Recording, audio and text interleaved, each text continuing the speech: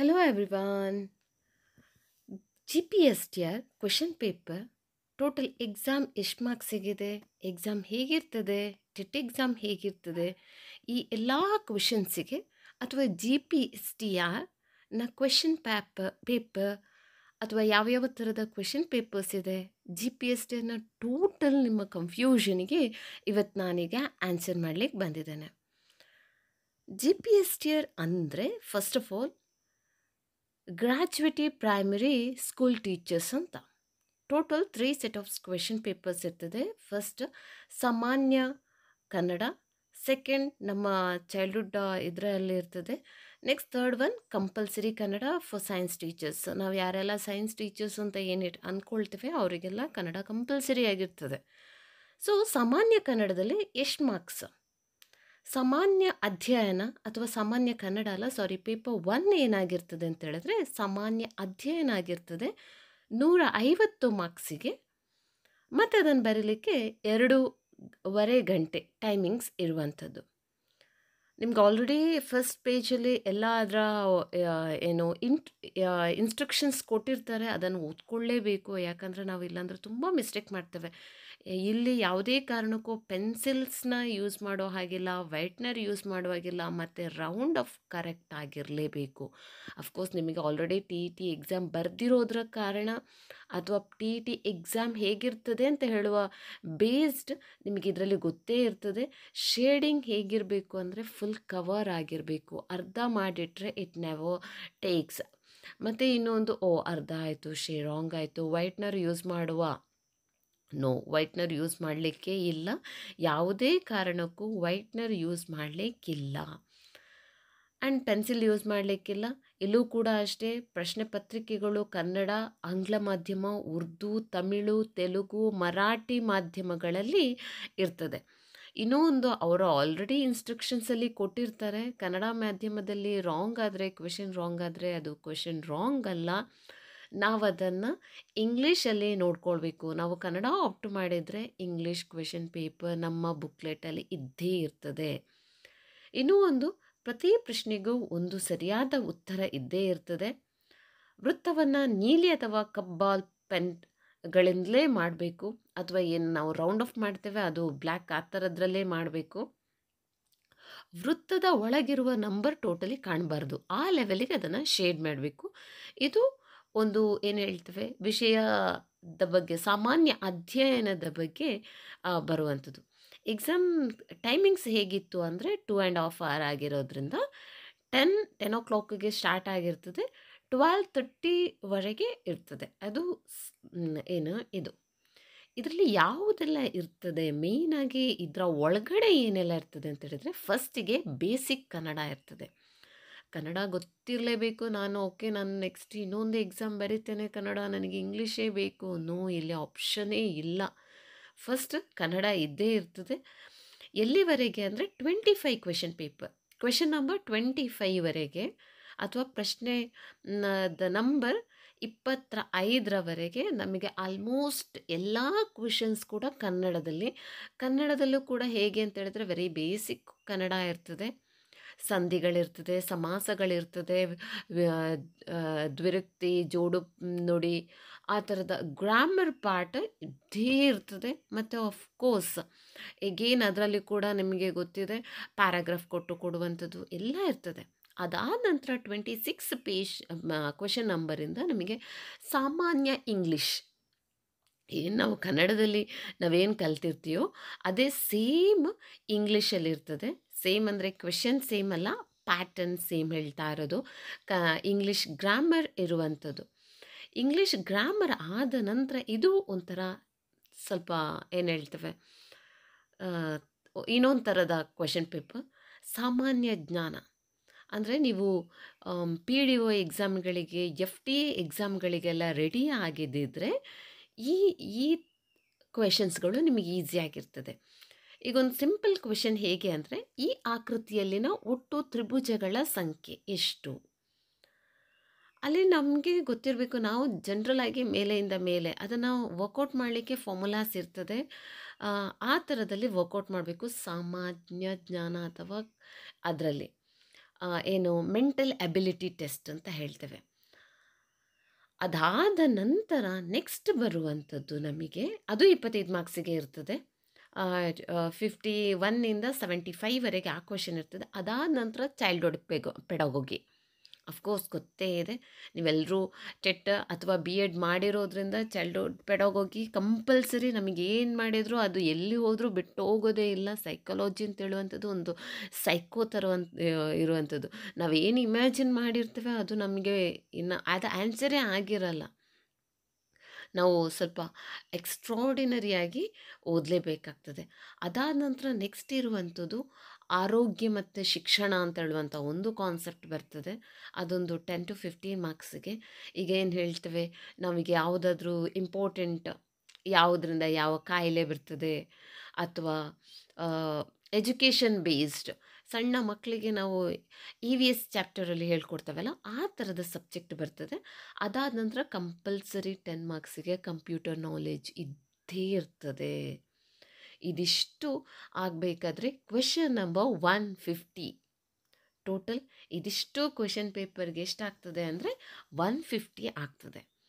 Next same ಪ್ಯಾಟರ್ನ್ಗಳು ನಮಗೆ ಎಲ್ಲಿ ಬರ್ತದೆ ಅಂದರೆ ಇಂಗ್ಲೀಷ್ ವರ್ಷನಲ್ಲಿ ಸಿಗ್ತದೆ. ಫಸ್ಟಿಗೆ ನಾನು ಯಾವುದು ಎಕ್ಸಾಮ್ ಆಪ್ಟ್ ಮಾಡಿದ್ದೇನೆ ಅಂದರೆ ನಾನು ಕನ್ನಡ ಮೀಡಿಯಮ್ ತೊಗೊಂಡಿರೋದ್ರಿಂದ, ನಾವೆಷ್ಟೇ ಇಂಗ್ಲೀಷ್ ಮೀಡಿಯಮ್ ಸ್ಟೂಡೆಂಟ್ ಆಗಿದ್ರೂ ಕೂಡ ಸೈಕಲಾಜಿಕಲಲ್ಲಿ ನಾವು ಮಿಸ್ಟೇಕ್ ಮಾಡಿರ್ತೇವೆ. ಹಾಗಾಗಿ ನಾನು ಈ ಸಲ ಕನ್ನಡ ಮೀಡಿಯಮ್ ತೊಗೊಂಡಿರೋದು. ನನ್ನ ಸೈಕಾಲಜಿ ನನಗೆ ಸ್ವಲ್ಪ ಕಷ್ಟ ಆಗ್ತದೆ, ಅಂದರೆ ಸೈಕಲಾಜಿಕಲ್ ಅರ್ಥ ಮಾಡ್ಕೊಳ್ಳಿಕ್ಕೆ ಕಷ್ಟ ಆಗ್ತದೆ. ಸೈಕಲಾಜಿಕಲ್ ವರ್ಡ್ಸ್ ಕೂಡ ನಮಗೆ ಇಂಗ್ಲೀಷ್ ಮೀಡಿಯಮ್ ಸ್ಟೂಡೆಂಟ್ಸ್ ಆಗಿರೋದ್ರಿಂದ ನಮಗೆ ಗೊತ್ತೇ ಇರ್ತದೆ. ಸೈಕಲಾಜಿಕಲ್ ವರ್ಡ್ಸ್ ಈಸಿ ಇರ್ತದೆ, ಏನೂ ಪ್ರಾಬ್ಲಮ್ ಇಲ್ಲ, ನಮಗೆ ಅರ್ಥ ಆಗ್ತದೆ.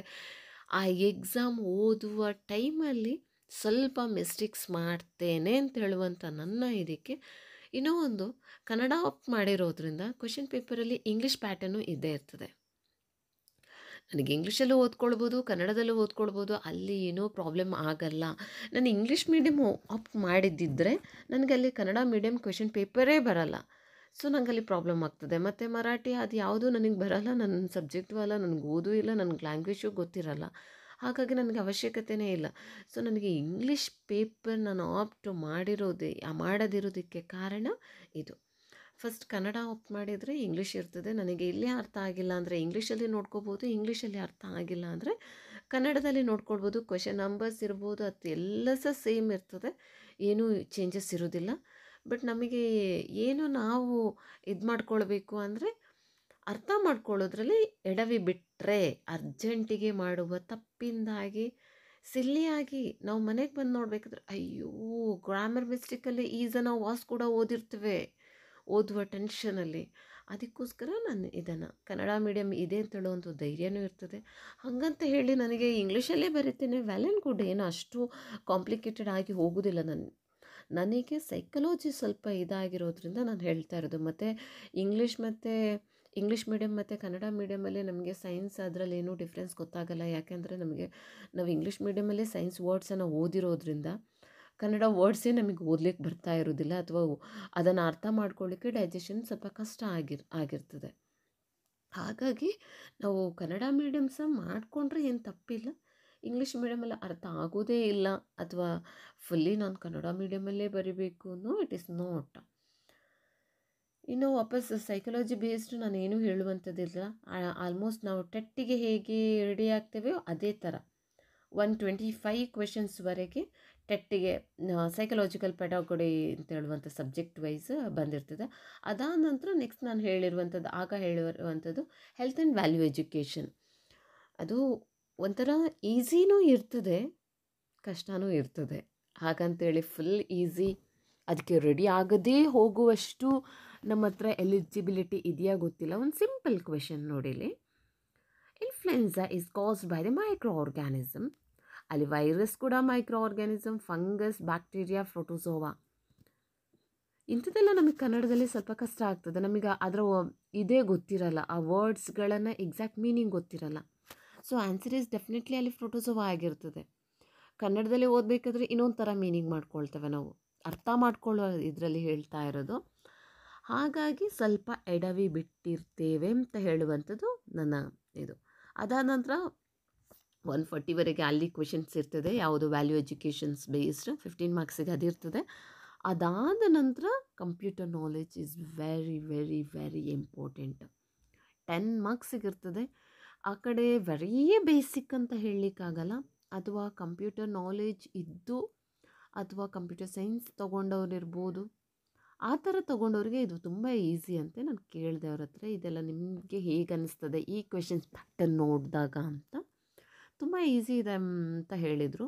ಅದಾದ ನಂತರ ಡೆಫಿನೆಟಾಗಿ ಇನ್ನೂ ಹೇಳೋ ಅವಶ್ಯಕತೆ ಏನಿಲ್ಲ. ಸೇಮ್ ಕ್ವೆಶನ್ ಪೇಪರ್ ಡಿಫ್ರೆಂಟ್ ಲ್ಯಾಂಗ್ವೇಜಲ್ಲಿ ಇದ್ದೇ ಇದೆ ಅಂತ ಹೇಳಿದ್ದೇನೆ.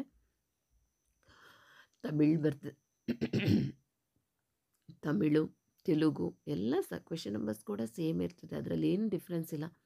ನೀವೀಗ ತಮಿಳು ಆಪ್ಟ್ ಮಾಡಿದರೂ ಕೂಡ ಅಲ್ಲಿ ನಿಮ್ಮ ಕನ್ನಡ ಇರಲ್ಲ. ಕನ್ನಡನೂ ಇರ್ತದೆ, but English is a major subject ಅಥವಾ ಮೇಜರ್ ಲ್ಯಾಂಗ್ವೇಜ್ ಅಂತ ನಾವು ಅಂದ್ಕೊಳ್ತೇವೆ.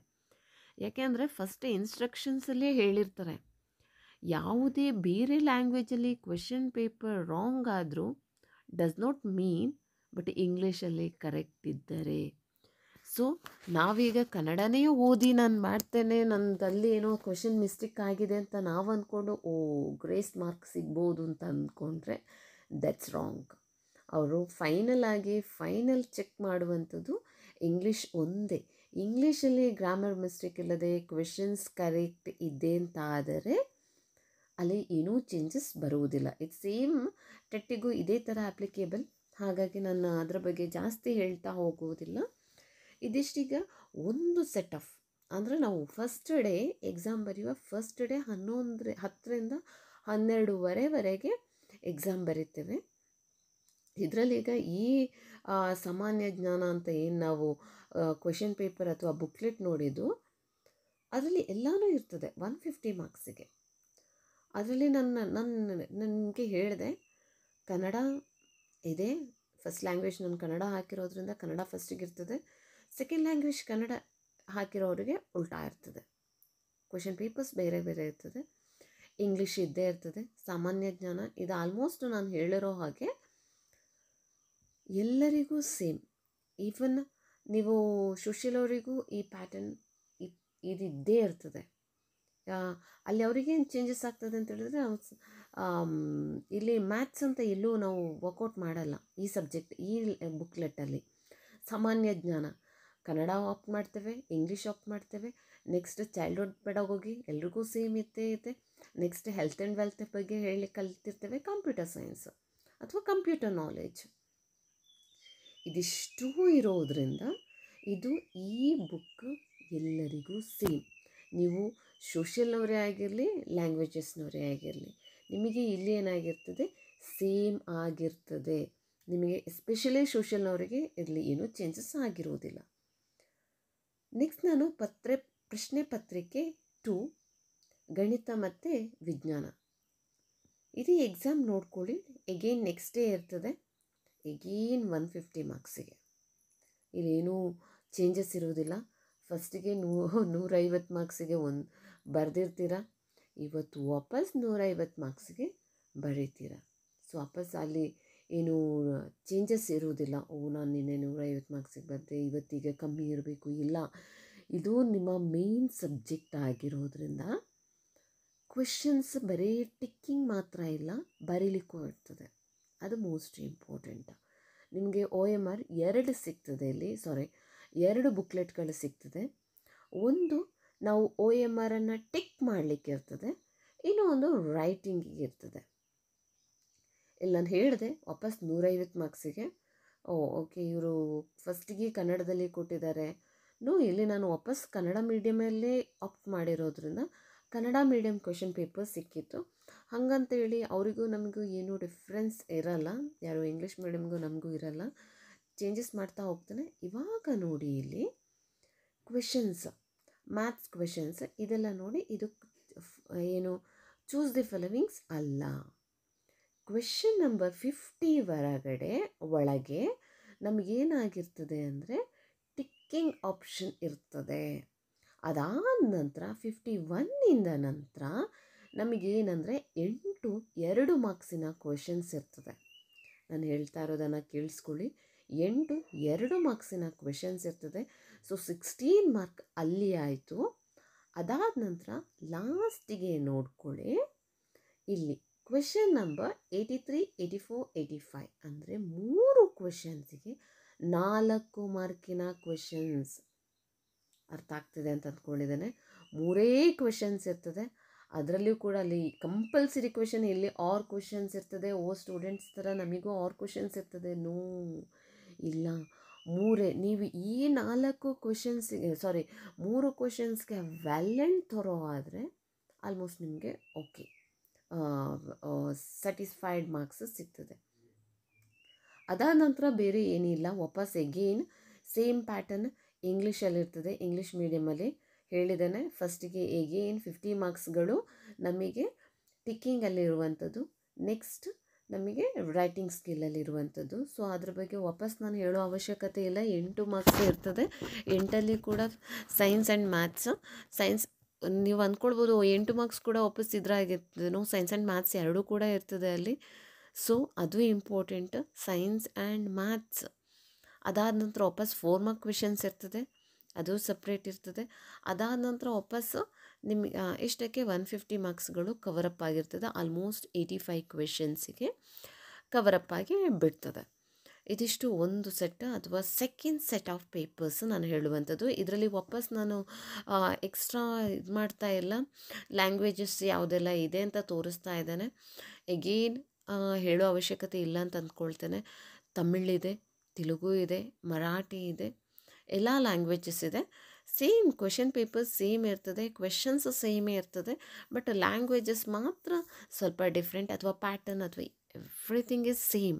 150 ಮಾರ್ಕ್ಸಿಗೆ ಅವರು ಕೂಡ ಬರೀಬೇಕು. ಇಲ್ಲಿ ಸೇಮ್ ನಿಮಗೆ ಸೋಷಿಯಲ್ ಅವರಿಗೆ 150 ಮಾರ್ಕ್ಸಿಗೆ ಅವರಿಗೂ ಕೂಡ ಇರುವಂಥದ್ದು. ಅಲ್ಲಿ ಏನು ಡಿಫ್ರೆನ್ಸ್ ಆಗಿರ್ತದೆ, ಏನು ಚೇಂಜಸ್ ಆಗಿರ್ತದೆ ಅಂತ ಹೇಳಿದ್ರೆ, ನಮಗೆ ಸೈನ್ಸ್, ಮ್ಯಾಥ್ಸ್ ಅಂತ ಡಿಫ್ರೆನ್ಸ್ ಆಗ್ತದೆ. ವಾಪಸ್ಸು ಸೈನ್ಸಲ್ಲಿ ಕೂಡ ಕೆಮಿಸ್ಟ್ರಿ, ಫಿಸಿಕ್ಸ್, ಬಯಾಲಜಿ ಅಂತ ಡಿಫ್ರೆನ್ಷಿಯೇಟ್ ಆಗ್ತದೆ. ಬಟ್ ಅವರಿಗೆ ಅವರ ಹಿಸ್ಟ್ರಿ, ಪೊಲಿಟಿಕಲ್ ಸೈನ್ಸ್ ಆ ಥರದ ಬ್ಯಾಕ್ಗ್ರೌಂಡ್ ಚೇಂಜಸ್ ಆಗ್ತದೆ. ಲಾಸ್ಟ್ ಕ್ವೆಶನ್ ಪೇಪರ್ ನೋಡಿ, ಇದು ಪೇಪರ್ 3ಯಲ್ಲಿ ಕಂಪಲ್ಸರಿ ಕನ್ನಡ. ಇಲ್ಲೇನು ಕಂಪಲ್ಸರಿ ಕನ್ನಡ ಆಗಿರೋದ್ರಿಂದ ನಾವು ಸೈನ್ಸ್ನವರಿಗೆ ಈಗ ಲ್ಯಾಂಗ್ವೇಜ್ ಕನ್ನಡ ತೊಗೊಂಡವರಿಗೆ ಅಲ್ಲಿ ಲ್ಯಾಂಗ್ವೇಜಸ್ನವರಿಗೆ ಅದಷ್ಟು ಆಪ್ಷನ್ ಬರಲ್ಲ. ಯಾಕಂದರೆ ನೀವು ಆಲ್ರೆಡಿ ಲ್ಯಾಂಗ್ವೇಜಸನ್ನು ಸ್ಟಡಿ ಮಾಡಿರ್ತೀರ, ಗೊತ್ತಿದೆ, ನಿಮಗೆ ಕಂಪಲ್ಸರಿ ಬರೆಯುವ ಸ್ಕಿಲ್ಸ್ ಇರುವುದಿಲ್ಲ. ಬಟ್ ಇಲ್ಲಿ ನಮಗೆ ಕಂಪಲ್ಸರಿ ಕನ್ನಡ ಎಷ್ಟು ಮಾರ್ಕ್ಸಿಗೆ ಅಂದರೆ 100 ಮಾರ್ಕ್ಸಿಗೆ ವಾಪಸ್ ಮಧ್ಯಾಹ್ನ ನಂತರ ಇರ್ತದೆ. 2 ರಿಂದ 5 ಇರುವಂಥದ್ದು ಎಕ್ಸಾಮ್ಗಳು. ಇದರಲ್ಲೂ ಕೂಡ ನೀವು ಅಂದ್ಕೊಳ್ಬೋದು, ಎಲ್ಲನೂ ಏನು ಆಪ್ಷನಲ್ಲಿ ಕೊಟ್ಟಿರ್ತಾರೆ, ಏನೋ ಒಂದು ಟಿಕ್ ಹಾಕ್ಕೊಂಡು ಬಂದರೆ ಆಯಿತು. No, it is not. Again ಇಲ್ಲೂ ಕೂಡ ಬರೀಬೇಕು. ಯಾವ ಥರ ಅಂದರೆ ಅರ್ಥಗಳು ಇರ್ತದೆ, ಸಮಾನಾರ್ಥ ಪದಗಳಿರ್ತದೆ, ಜೋಡಿ ನುಡಿಗಳಿರ್ತದೆ, ದ್ವಿರಕ್ತಿ ಇರ್ತದೆ, ಗದ್ಯಪಾಠ ಓದಿ ಅದಕ್ಕೆ ಕ್ವೆಶನ್ಸನ್ನು ಬರೆಯುವಂಥದ್ದು. ಟೆಟ್ಟಲ್ಲಿ ಆದರೆ ಓದಿ ಅದನ್ನು ಟಿಕ್ ಹಾಕುವಂಥದ್ದಾಗಿರ್ತದೆ. ಇಲ್ಲಿ ಓದಿ ಬರೆಯುವಂಥದ್ದು. ಮೋಸ್ಟ್ ಇಂಪಾರ್ಟೆಂಟ್ ಅಂದರೆ ಲೆಟರ್ ರೈಟಿಂಗ್ ಇದ್ದೇ ಇರ್ತದೆ. ಸಾರಾಂಶ ಬರೀಲಿಕ್ಕಿರ್ತದೆ. ಯಾವುದಾದ್ರೂ ಒಂದು ಪದ್ಯ ಕೊಟ್ಟು, ಅಥವಾ ಯಾವುದೋ ಒಂದು ಕವಿ ಬರೆದಿರುವಂಥದ್ದು ಒಂದು ಪದ್ಯ ಕೊಟ್ಟಿರ್ತಾರೆ, ಅದರ ಸಾರಾಂಶವನ್ನು ಬರಿಬೇಕು. ನೆಕ್ಸ್ಟ್ ಇಲ್ಲೊಂದು ಫಿಗರ್ ಕೊಟ್ಟಿದ್ದಾರೆ, ಪಿಕ್ಚರ್ ಕೊಟ್ಟಿದ್ದಾರೆ. ಈ ಪಿಕ್ಚರನ್ನು ನಾವೇನು ಮಾಡಬೇಕು ಅಂತ ಹೇಳಿದ್ರೆ, ನಮ್ಮ ವಾಕ್ಯದಲ್ಲಿ ಅದರ ಬಗ್ಗೆ ಬರಿಬೇಕು. ಅಂದರೆ ಟೋಟಲಿ ಅವರಿಗೆ ಹೇಗೆ ಅರ್ಥ ಆಗಬೇಕು ಅಂತ ಹೇಳಿದರೆ, ರೈಟಿಂಗ್ ಸ್ಕಿಲ್ ಇಸ್ ಗುಡ್. ನಮ್ಮ ಹ್ಯಾಂಡ್ ರೈಟಿಂಗ್ ಅಥವಾ ಸ್ಪೆಲ್ಲಿಂಗ್ ಮಿಸ್ಟೇಕ್ಸ್ ಇಲ್ಲದೆ ಕರೆಕ್ಟ್ ಹೋದರೆ ನಮ್ಮದು ವೆಲ್ ಆ್ಯಂಡ್ ಗುಡ್. ಇಲ್ಲಿ ಗಾದೆ ವಿಸ್ತರಿಸಿ ಬರೀಲಿಕ್ಕಿರ್ತದೆ, ಅಥವಾ ಪ್ರಬಂಧ ಇರ್ತದೆ. ನೀವು ಏನು ನಿಮ್ಮ ಹೈಸ್ಕೂಲ್ ಮಕ್ಕಳಲ್ಲಿ ಕನ್ನಡಕ್ಕೆ ಏನೆಲ್ಲ ಬರೀತಾರೆ, ಗಾದೆ ವಿಸ್ತರಿಸಿ ಇರುವಂಥದ್ದು, ಅಥವಾ ಏನು ಹೇಳ್ತೇವೆ ಪದ್ಯ ಬರೆಯುವಂಥದ್ದು, ಸಾರಾಂಶ ಬರೆಯುವಂಥದ್ದು, ಅಥವಾ ಯಾರಿಗೆ ಹೇಳಿದೆ ಆ ಥರದ್ದು ಇರಲ್ಲ. ಬಟ್ ಗದ್ಯದಿಂದ ಕ್ವೆಶನನ್ನು ಹುಡುಕಿ ಬರೆಯುವಂಥದ್ದು ಇರ್ತದೆ. ಇದೆಲ್ಲ ಸಹ ಬರೆಯುವಂಥದ್ದು ಇಲ್ಲಿ ನಮ್ಮ ಸೋಷಿಯಲಲ್ಲಿ.